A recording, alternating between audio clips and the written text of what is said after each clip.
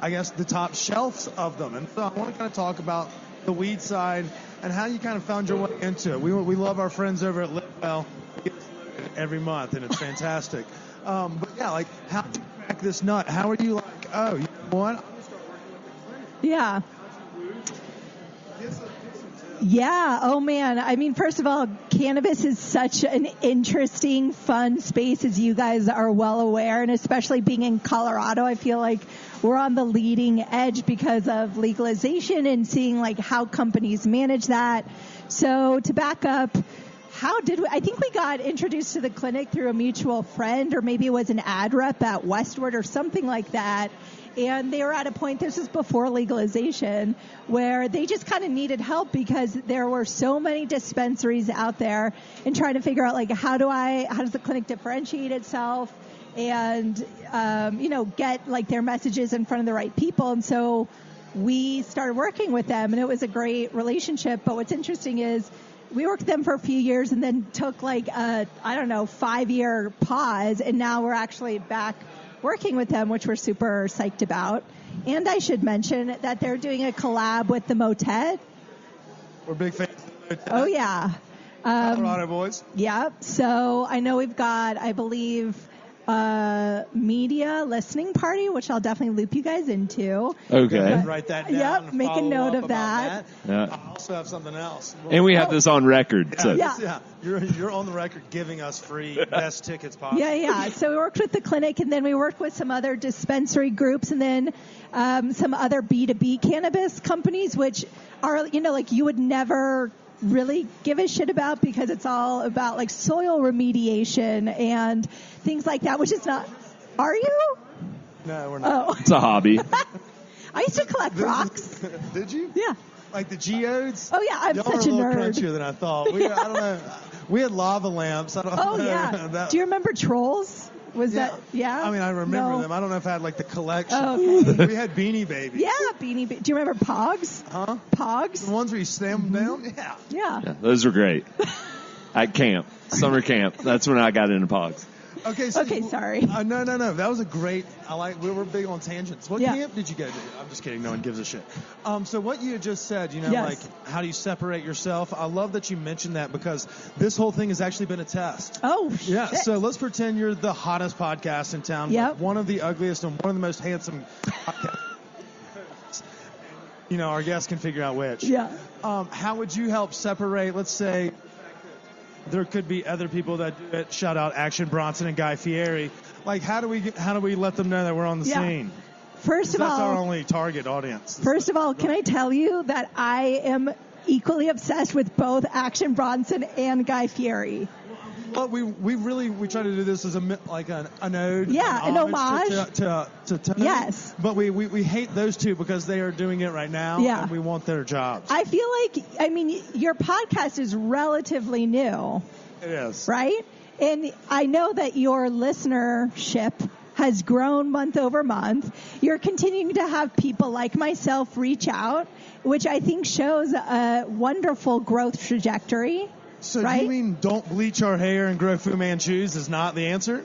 Well, no. I think that you definitely should go to Hot Topic and buy some flaming hot, button-down shirts. Agreed. And get some, the blue Oakleys and wear them backwards, you know? See, I felt like to make it really Colorado, you do it with some good fishing glasses. So this would be like we do the Colorado spin. Yep. So we'd have to hit up REI and buy a lot of Patagonia. Yep. And that could get expensive. Yeah. We need to sponsor REI. Yes. Shout out. Yeah, shout out REI. 2 jackets. Brilliant PR person. She probably knows REI. Oh, yeah. Let me just dial up on speed Roger REI.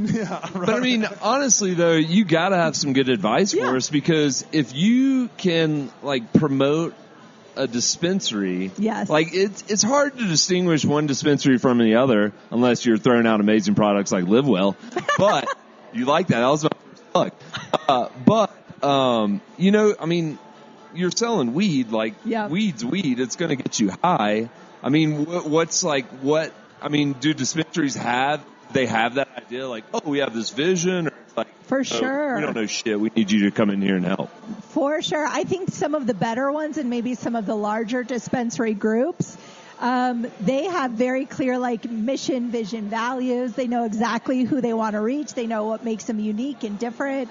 And they really focus on quality of product, education, and not necessarily being all things to all people. Sure. Yes. Do you ever, when you see marijuana going out, and we're going to dive into food and booze next, okay. but we like to pick your brain on all of these things. Would you follow the marijuana business out of the state? Like, so would you start like, let's say Wyoming's next. Would you go to Jackson Hole and Cheyenne and start being like, hey guys, let me work with you? For sure. Yeah, I think what we do, we have clients outside of cannabis that are all across the country. Okay. So it doesn't necessarily matter that we're here in Denver because we can do work wherever the hell we need to. All right. Well, you mentioned, some of those bigger name brands that you do work with. You work with some restaurants that I know. Just threw one down in Rhino, one of the more popular restaurants in town, and it's a multi-state little place. And you're running around with Uchi nowadays. Uchi gang. Uchi. It's killing it. So, actually fantastic. The bang is a little bit high for the buck, or, whatever, the same. Yeah, the buck is high for the bang. It's the other way. The buck is a little bit, it's a little steep in that regard, but it is solid. Like there are things that you probably wouldn't try to grab at the local dive or even sushi den. Hot tip, try their happy hour. It is on point. Yeah. I haven't been yet, but that's the time I wanted to go first. So how'd you land Uchi? How did we land them? I think we were referred to them through maybe like their landlord or the developer or something. And actually, so Uchi is part of the High Hospitality family, which is based in Texas, and they have a PR agency who manages all the Texas restaurants, and so we actually work with the Austin-based agency and have a great partnership with them. So we're like their boots on the ground, executing all things for Denver. All right, so I don't give your tips away. Sure. I want to know a question. Do you believe the shit that you funnel? Like do you have to believe in all your products? Like, do you eat? Like, let's say you have an inferior burger joint as one of your PR, and you know that it's not that good of a burger. Right. Do you still peddle that shit? Like, do you believe that? Right. So we have a few rules at Sprocket. The first one is no assholes. And I think we've been burned in the past by that. The second is, yes, we have to believe in our clients or else we will not be successful on their behalf. So, of course, we work with a lot of restaurants, and there are times where we'll go in and eat, and maybe the meal is less than what it has been, but we'll let You're talking about Red Robin. How'd you know? It's a French fries. It makes or breaks every meal. Yeah. No, I apologize. Continue on. But no, we'll let them know, hey, your seasoning was off or whatever. But then when we're pitching to media, we'll steer them toward, their hallmark menu items or things we know are total home runs. And also, we try and figure out, what are those things that make them really unique and special and different and, hype those. DQ? Recently. You know what I was just introduced to, and I'm kind of embarrassed to admit this, is the fries at Chick-fil-A. And I know there's a lot of controversy. Yeah. Yes. In 2019? Yes. Well, I know that it's very controversial whether or not to patronize Chick-fil-A. However, I do have a 9-year-old little dude, and we are within driving distance to one. And sometimes, I don't want to cook, and he really likes their nuggets. And so we went and got a meal, and I'm like, damn, those fries look fucking thick and juicy. And I had one, and they were so good. Do you have a dipping sauce for it, or you just ketchup? Nothing. I'm anti-sauce. I raw dog that. Yeah, I raw dog. I'm not going to lie. They're still delicious dry. Yeah. If Chick-fil-A came to you in Colorado and was like, hey, we want to grow you use it patronage, or would you be like, okay, I'll jump on with you despite knowing that their owner is just a big Christian? To be totally honest, we'd really, really struggle with that. I have a team of all ladies, not purposely. It just so happens that way. And I think just given our mindset, we would probably have to really take to heart where they're at, what they represent, and if that jives with our values. I did not know you were a company of all women. Yes. That's impressive. minority owned and operated. Oh, yeah.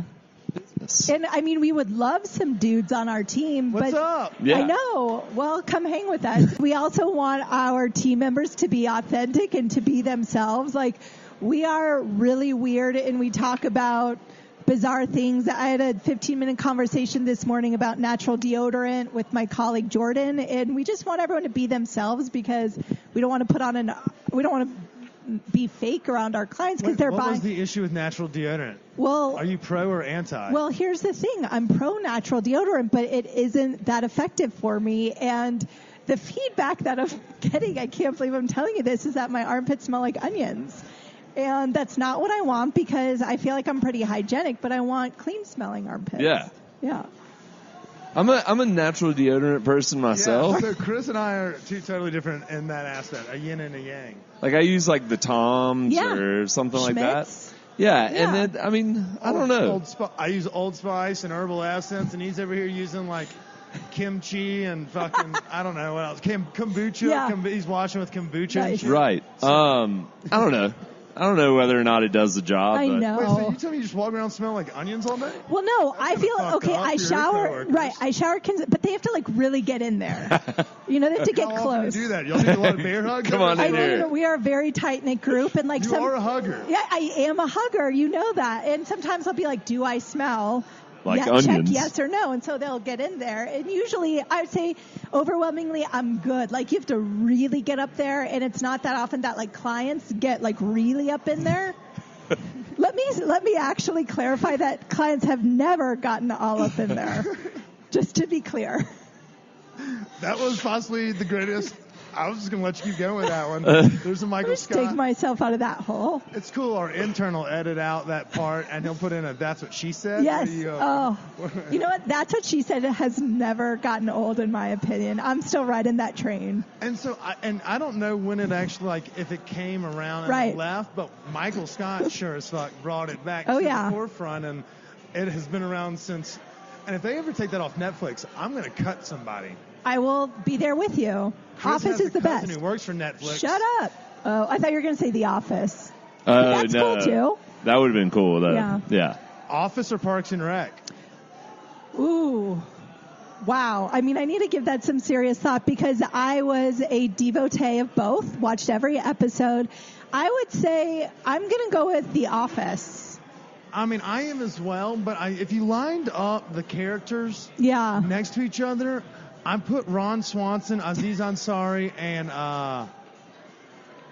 Chris Pratt's guy? Chris Pratt, Aubrey Plaza. Yeah. Of course, Leslie Knope, but just, but Michael Scott. I know. I hated Pam. She really just, she was a Buzz Killington. I don't need another mom. And she just mommed that whole show down. It kills me. Shit. I was more team like Kelly and Aaron at the end years when they would do stupid shit like throw me the scissors. Yeah. So just throws and catches them. Sorry, I can do that all day. All right, so we've talked a little bit about Hey Sprocket, a little bit about your personal hygiene. So how long has it been since you've been in Denver? Because we're going to have to get down. Okay. I moved to Denver. Hold on. Let me do quick math. 2003. Okay. So you've been here through before the green boom and now with the millennials ruining the city and traffic. We have some questions that our listeners like to get input from all of our guests. Okay. And the first one, I guess we'll go with, you mentioned Uchi has a great happy hour spot. Yeah. You can't say any of your clients for this one. Where's your happy hour? Where do you go to happy hour? So the irony is, I think you think I'm a lot cooler than I really am. That may be the case. You have a cool hat on, and you're wearing a leather jacket. So right now, on a scale of like 1 to 10, you're pretty badass. Okay, I would say like I go to happy hour maybe once every 2 or 3 months. However, that being said, I really like Bar Fausto in Rhino. I think their cocktails are legit, and I love all their noshes. And they have a fucking Pizookie situation that is so good, and it has like, they have like one special ingredient that's like rye or something that makes their chocolate chip cookie like extra delicious. Chocolate chip cookie? Well, no, but it has like an extra ingredient, like I want to say rye or bourbon or something that gives it a little flavor. Okay. I mean, I snuck in there the other day just for a cocktail or two Yeah. before going somewhere else. And it does have a nice little ambiance. It's kind of like Yes. chill, relaxed, like it lets you kind of decompress. Where, I mean, there are places that may be a little bit more hustle and bustle.